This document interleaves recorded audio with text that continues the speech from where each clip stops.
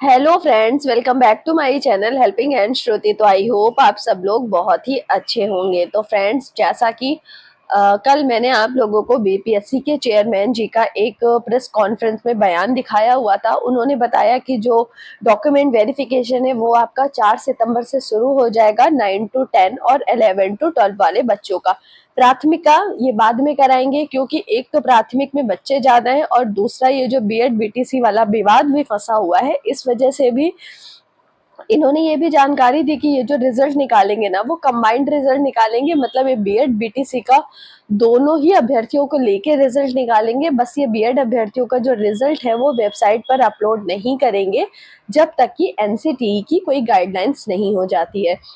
इसके बाद में अगर आपको बताना चाहूँ तो कल शाम को हमारी सुप्रीम कोर्ट में डिसीजन आना था। एक बार फिर से बीएड अभ्यर्थियों का एक बार उसमें वो होना था। तो जो डिसीजन आया है, जो तो सुप्रीम कोर्ट ने, पहली बात तो मैं बता दूं, सुप्रीम कोर्ट किसी को निर्देश नहीं देती है। सुप्रीम कोर्ट का जो काम होता है ना, वो निर्देश देना काम नहीं होता। सुप्रीम कोर्ट अपना जजमेंट सुनाती है और जिसे सभी को मानना ही होता है। तो वहां पे कल से फिर इस केस में सुनवाई हुई है बीएड वर्सेस बीटीसी वाले में। तो उसमें जो सुप्रीम कोर्ट है, इसने फिर से 14 तारीख तक का समय दिया हुआ है, 14 सितंबर तक का, कि आप लोग 14 सितंबर तक जो बीएड पक्ष के वकील हैं और जो हमारे बीपीएससी है या बिहार का जो शिक्षा आयोग है, कि आप लोग बीएड के पक्ष में जो पॉइंट रखना चाहते हो आप लोग रखिए। क्योंकि जो बीपीएससी है, इसने भी बीएड अभ्यर्थियों को एग्जाम में शामिल किया है। इस वजह से इन लोग को 14 तारीख तक का समय दिया है सुप्रीम कोर्ट ने,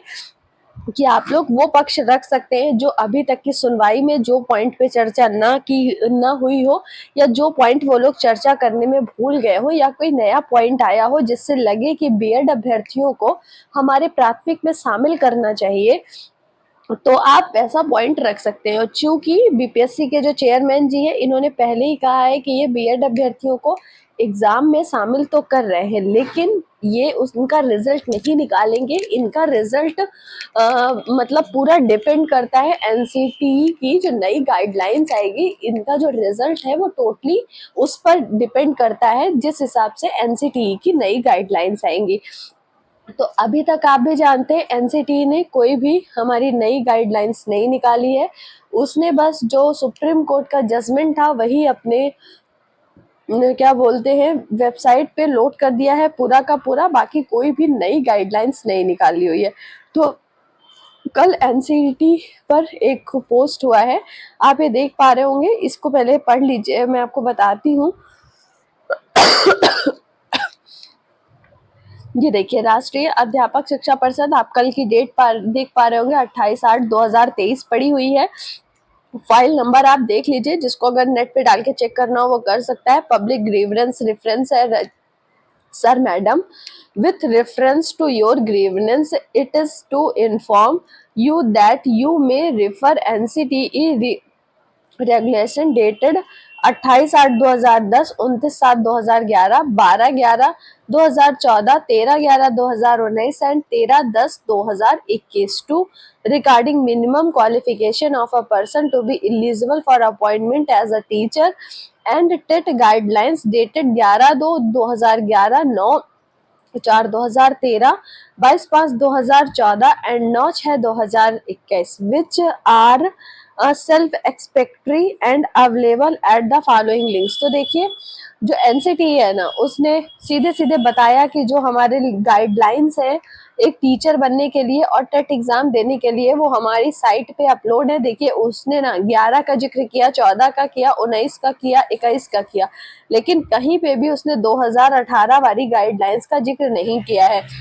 जैसा कि आप भी जानते हैं कि सुप्रीम कोर्ट का डिसीजन आने के बाद से जो 2018 वाला था ना, वो एनसीटीई ने अपने वेबसाइट से डिलीट कर दिया। तो आप भी देख पा रहे हैं, उसने कहीं पे भी 2018 की गाइडलाइंस का जिक्र नहीं किया है।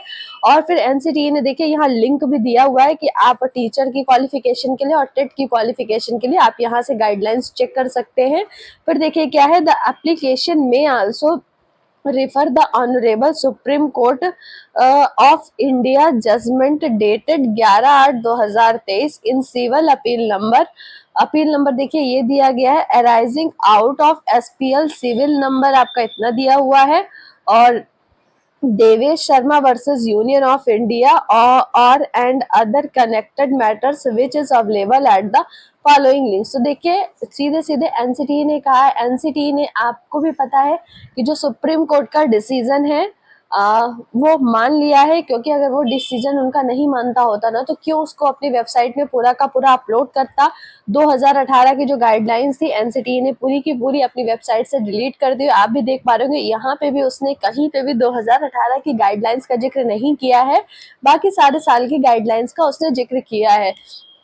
तो आप भी जानते हैं कि सुप्रीम कोर्ट ने समय दिया है हमारे बीएड पक्ष के जो वकील हैं उनको और बीपीएससी को, क्योंकि बीपीएससी ने भी एग्जाम तो करा ही लिया है बीएड अभ्यर्थियों के साथ, कि आप लोग बीएड वालों के पक्ष में जो कर सकते हैं, जो चीजें पॉइंट छूट गए हैं वो आप हमको 14 सितंबर तक बताइए। और अगर मैं बात करूं तो देखिए सुप्रीम कोर्ट किसी को भी निर्देश नहीं देती, वो केवल अपना जजमेंट सुनाती है।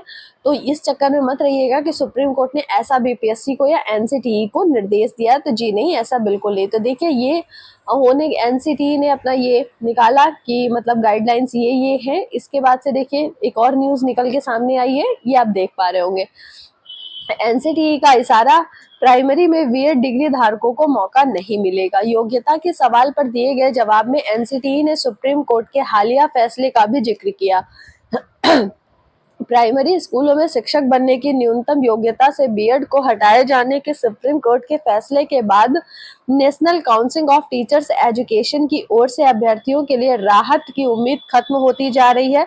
भर्ती की न्यूनतम योग्यता के लिए मांगी गई जानकारी पर दिए गए जवाब में एनसीटीई ने योग्यता की शर्तों में सुप्रीम कोर्ट के हासिल फैसले की कॉपी भेजी है। इससे इशारा साफ है कि फैसले के खिलाफ अपील के बयान उसके अमल की तैयारी है।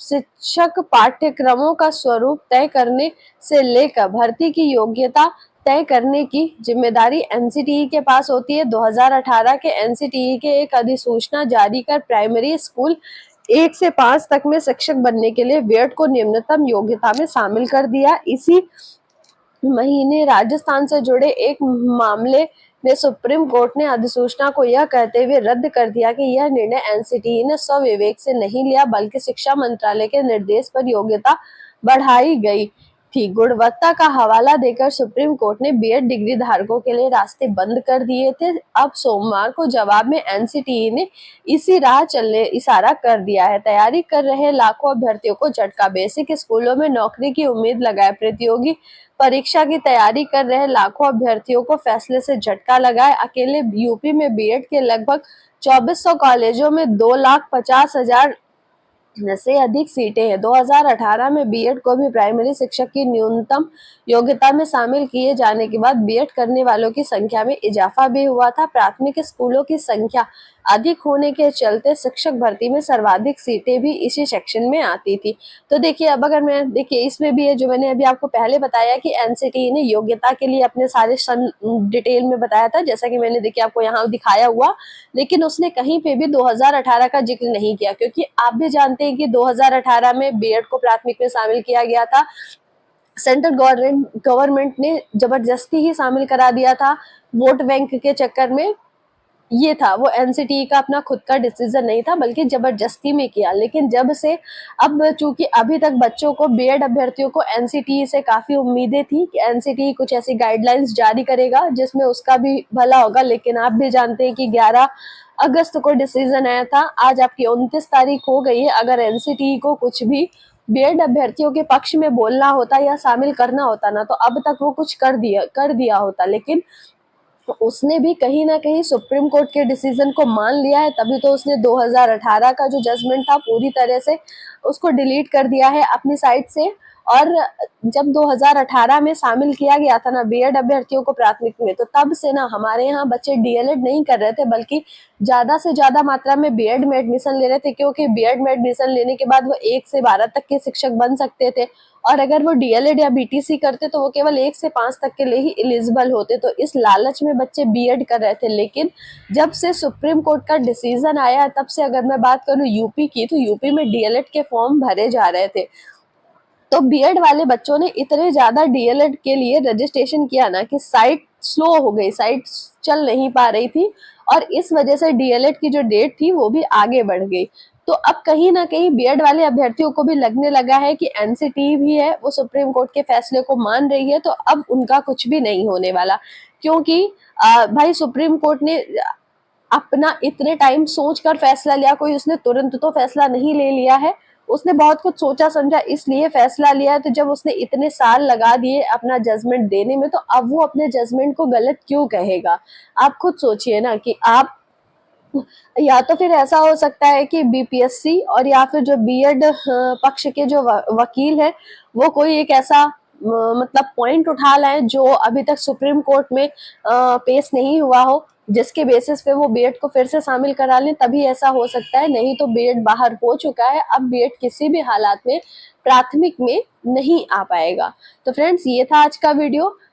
अभी देखिए क्या होता है, हो सकता है शामिल हो जाए, बट देखेंगे। तो आप लोग ऐसे ही नई नई न्यूज के लिए मेरे चैनल को सब्सक्राइब करना मत भूलिएगा, क्योंकि अगर आप चैनल सब्सक्राइब नहीं करेंगे तो हो सकता है ना कि कोई इम्पोर्टेंट जानकारी जो है वो आपसे छूट जाए।